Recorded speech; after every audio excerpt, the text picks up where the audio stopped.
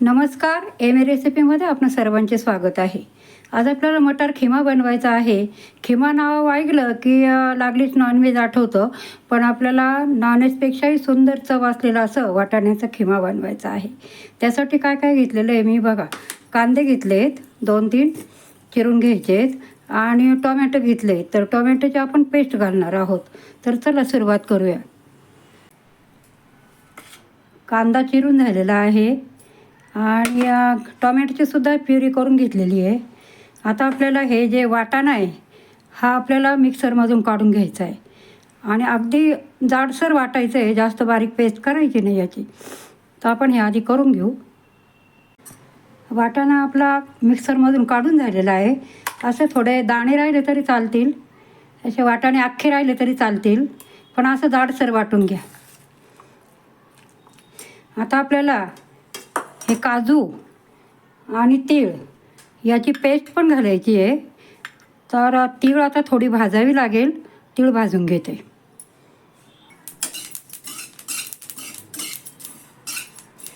अशा प्रकारे तीळ सगळं भाजून घ्यायची.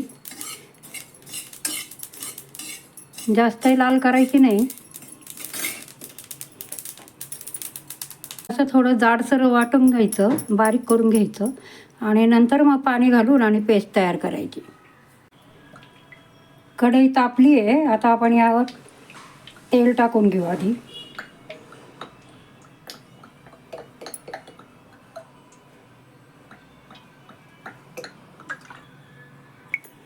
मोहरी टाकते.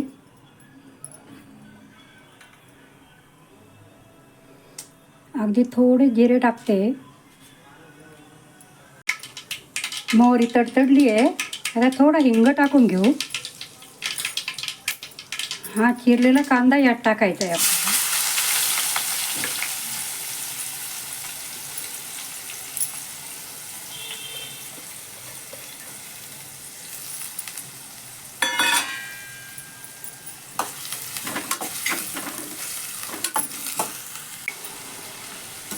कांदा छान परतून घ्यायचा आहे.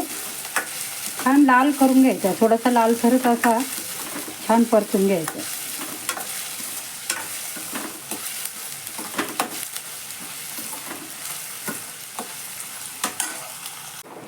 कांदा थोडासा लालसर होत आला की आपल्याला ही आलं लसणाची पेस्ट टाकायची आहे. चांगलं हलवून घ्यायचं. भाजीला छान रंग येण्यासाठी ही काश्मीरी लाल मिरची आपण टाकणार आहे. चिकन मसाला टाकते. हा मटन मसाला टाकते आणि छान हलवून घ्यायचं.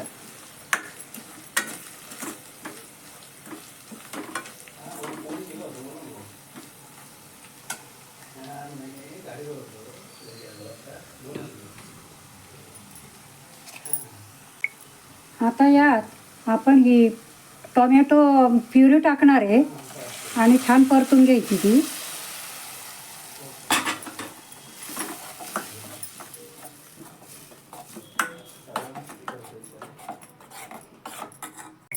टोमॅटो प्युरी चांगली परतली गेली आहे.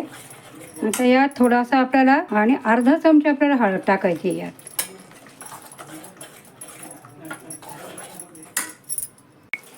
एक चमचा गरम मसाला टाकायचा आहे आपल्याला यात.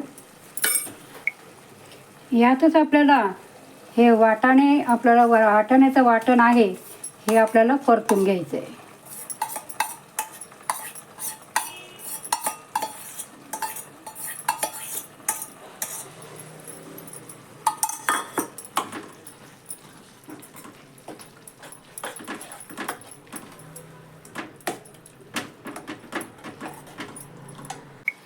चवीप्रमाणे आपल्याला मीठ टाकायचं आहे यात. आणि बघा आपल्याला ही काजू पेस्ट केलेली आहे आपण आणि त्यात थोडी तीळ टाकलेली आहे भाजून. तिळाचे दिवस आहे. तीळ खाणं चांगली असते म्हणून आपण या रेसिपीत तीळ आणि काजू एकत्र पेस्ट केली आहे. आता हे आपण यात ओतून घेणार आहे. आपण ज्या भांड्यात काजूची पेस्ट केली ते असं धुवून टाकून द्यायचं यातच.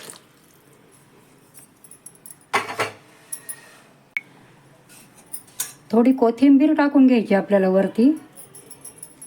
नंतर आपल्याला गार्निशिंगला ठेवायची आहे थोडी. हलवून घ्यायचं आणि पूर्ण शिजू द्यायची.